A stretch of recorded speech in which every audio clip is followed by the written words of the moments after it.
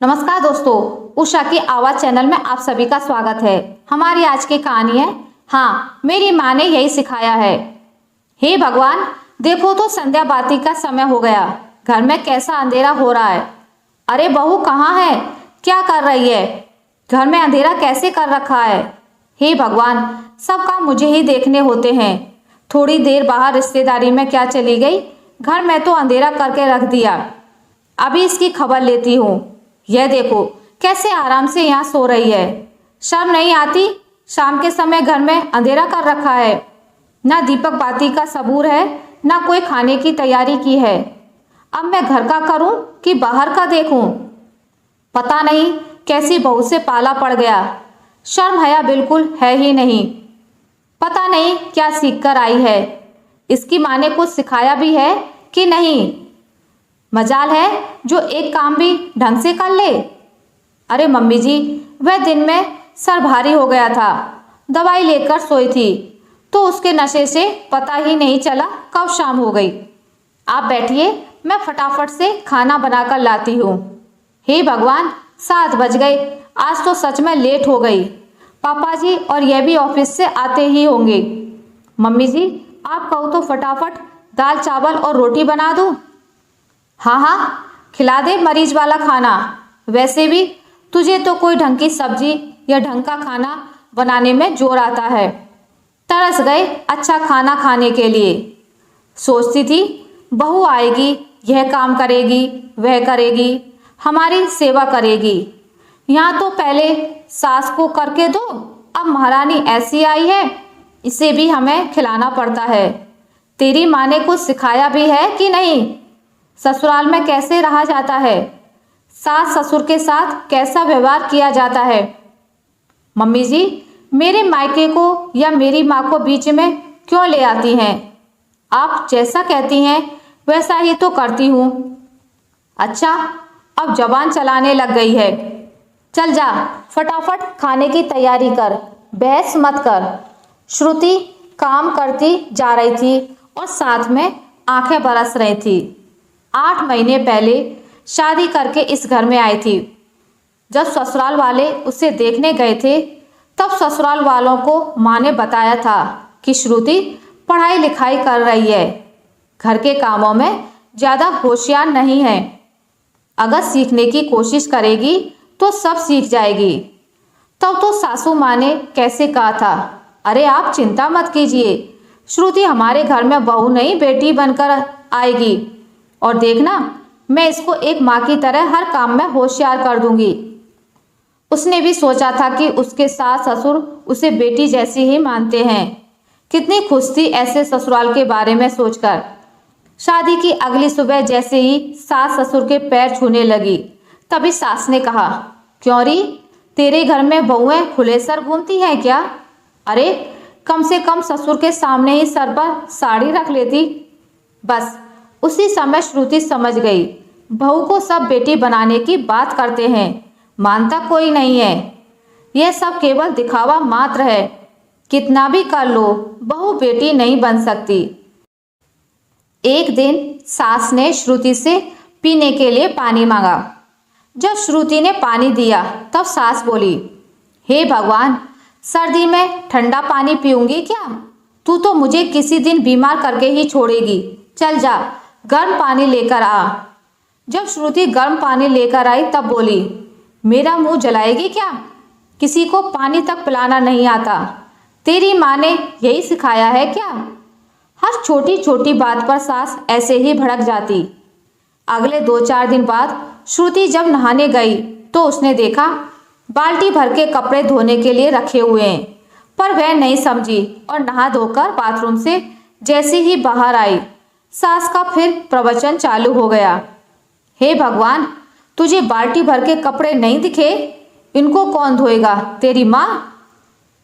पर माँ, मुझे नहीं पता था इतने सारे कपड़े मुझे धोने हैं, और वैसे भी मैंने इतने सारे कपड़े कभी नहीं धोए। देखो तो महारानी को, क्यों इतने कपड़े धो लेगी तो तेरे हाथों में छाले पड़ जाएंगे। तेरी माँ ने तुझे यह भी नहीं बताया कि ससुराल में जाकर सबके कपड़े बहू को धोने होते हैं। तब श्रुति सोचने लगी, मेरे मायके में ऐसा क्यों नहीं होता? वहाँ तो सब अपने अपने कपड़े खुद धोते हैं। खैर, श्रुति जो भी काम करती, चाहे वह खाना बनाना हो चाहे कुछ भी हो, उसकी सास हर बात में तेरी माँ ने यही सिखाया है क्या, तेरी माँ ने यही सिखाया है क्या करती रहती। अगर किसी दिन श्रुति की तबीयत खराब होती तो सास इतनी जोर जोर से बर्तन करती कि श्रुति समझ जाती सास का दिमाग आज बहुत खराब हो गया है, कहीं और ज़्यादा ना सुनना पड़ जाए, इसलिए वह बेचारी बीमारी में भी जाकर काम करती रहती। एक दिन श्रुति काफ़ी देर तक कमरे से बाहर नहीं निकली। उसे बहुत तेज बुखार था। जब सास ने आवाज़ दी तो श्रुति के पति ने कहा, माँ, आज श्रुति को बहुत तेज बुखार है, मैंने उसे दवाई दे दी है, वह आराम कर रही है। ऐसा करते हैं, हल्की सी खिचड़ी बना लेते हैं, जो श्रुति भी खा लेगी और हम भी खा लेंगे। बेटा, अब तू भी पत्नी की तीमारदारी में लगा रहता है, माँ बाप से तो कोई मतलब ही नहीं है। अब हम खिचड़ी खाएंगे, तू ऐसा कर, अपनी बीवी के पास जाकर बैठ, उसी की सेवा कर, हम हैं ना नौकर यहाँ पर तुम्हारे लिए। पर माँ, श्रुति को सच में बहुत तेज बुखार है। अरे बहुत देखे हैं ऐसे नाटक, जब तेरे जैसा जोरू का गुलाम पति होगा तो पत्नी नाटक नहीं करेगी तो क्या करेगी? बस आजकल की बहू को तो हर चीज हाथों में ले जाकर दो, तब तो खुश हैं। श्रुति की सास श्रुति को बहुत बुरा भला कहने लगी। यह देखकर विपिन घर से बाहर चला गया और उसने कुछ भी कहना बंद कर दिया। वह बेचारा पत्नी और माँ के बीच में फंसता जा रहा था। एक दिन श्रुति की कुछ सहेलियां शादी के बाद की पार्टी लेने श्रुति के घर आ गईं। फिर श्रुति ने उनकी खूब खातिरदारी की, काफ़ी सारा सामान घर में बनाया और काफ़ी सामान बाजार से मंगवा लिया। शाम को जब सहेलियां चली गईं तो सास कमरे में से बाहर आई और चिल्लाने लगी, इस घर को क्या होटल समझ रखा है? जब देखो तब कोई ना कोई तेरे यहाँ से उठकर चला आता है। आज के बाद मना कर देना तेरी सहेलियों को। इतना सारा तो खर्च कर दिया और घर का काम भी बढ़ा दिया। तेरी माँ ने तुझे कुछ नहीं सिखाया कि ससुराल में मायके वालों का ज़्यादा आना जाना अच्छा नहीं लगता। कभी भाई आ रहा है, कभी बहन आ रही है, कभी भाभी आ रही हैं, कोई ना कोई लगा रहता है। यह मत भूल, यह घर मेरा है, यहाँ पर सिर्फ जो मैं कहूँगी वही होगा। कैसी बेशर्म बहू मिली है, हद हो गई। इस बार श्रुति के बर्दाश्त की भी हद हो गई। तब उसने कहा, हाँ, मेरी माँ ने मुझे यही सिखाया है कि बड़ों का सम्मान कैसे किया जाता है, घर आने वाले की कैसे आवभगत की जाती है, अपने सास ससुर को कैसे खुश रखा जाता है। 8 महीने तक अपने होठ सिल रखे थे। मैं आपका जितना आदर सम्मान करती थी, आपने उतना ही उसका फायदा उठाया। आपने क्या समझ रखा है, मैं पागल हूँ? मेरी माँ को बात बात में बीच में लाना बंद कर दीजिए। आपकी वजह से जल्दी से किसी को आने के लिए भी नहीं कहती। आप तो मेरे साथ ऐसा सलूक करती हैं जैसे मैं घर की बहू नहीं, कोई जानवर हूँ। अरे बीमारी में तो दुश्मन भी साथ देते हैं। आप तो मेरी सास हैं। कभी आपने मुझे एक गिलास पानी तक के लिए नहीं पूछा। मैं अगर चाहती तो मैं भी दिन भर आराम कर सकती थी, दिन भर शॉपिंग के लिए या किटी पार्टी में जा सकती थी, या अपने पति को आपके खिलाफ भड़काकर अलग हो जाती। किंतु मैंने ऐसा कुछ नहीं किया, क्योंकि मेरी माँ ने मुझे यह सब नहीं सिखाया। मम्मी जी, क्या आपको आपकी माँ ने यह सब सिखाया था? क्यों प्यार से आप मुझे बहू बनाकर लाए थे? इसलिए कि आपके साथ जो भी हुआ उसकी कसक आप मुझ पर निकालेंगी। अब तो मुझे लगता है कि दादी जी आपके बारे में जो कहती थी वह सही कहती थी। आपने उनके बेटे को उनसे दूर कर दिया। बेचारी दादी माँ अपने अंत समय तक अकेली ही एक घर के कोने में पड़ी रहीं। आपने न खुद उनकी सेवा की न हमें करने दी। आपने कभी हमें उनसे बात तक नहीं करने दी।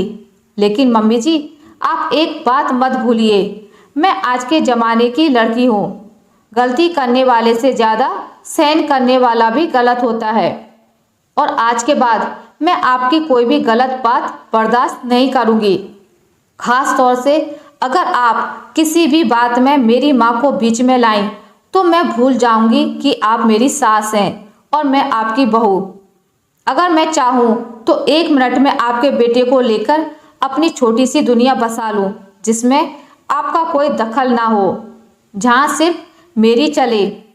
फिर आप अपने बेटे बहू से मिलने के लिए तरस जाओगी और आपका अंत भी दादी जी जैसा ही होगा।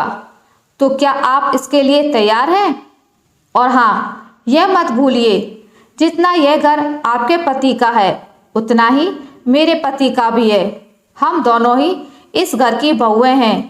इस हिसाब से तो यह घर हम दोनों का बराबर बराबर हुआ। तो आप मालकिन और मैं नौकरानी कैसे हो गई? दरअसल आपको बहू चाहिए ही नहीं थी, आपको तो बहू के रूप में एक नौकरानी चाहिए थी। अब यह आपके ऊपर निर्भर करता है मम्मी जी, आपको बहू चाहिए या नौकरानी। आज श्रुति के मुंह से ऐसी बातें सुनकर सास अवाक रह गई, क्योंकि जिसने उसको बकरी समझा था वह तो शेरनी निकली। और अब इस शेरनी से बच के रहने में ही भलाई है। किसी के भोलेपन का नाजायज फायदा भी नहीं उठाना चाहिए। आशा करती हूँ आपको मेरी आज की कहानी अच्छी लगी होगी। अगर आपको मेरी कहानी अच्छी लगी है तो इसे लाइक करें, ज़्यादा से ज़्यादा शेयर करें। और अगर आप मेरे चैनल पर नए हैं तो इसे सब्सक्राइब करना ना भूलें। मिलते हैं एक नई कहानी के साथ, तब तक के लिए नमस्कार।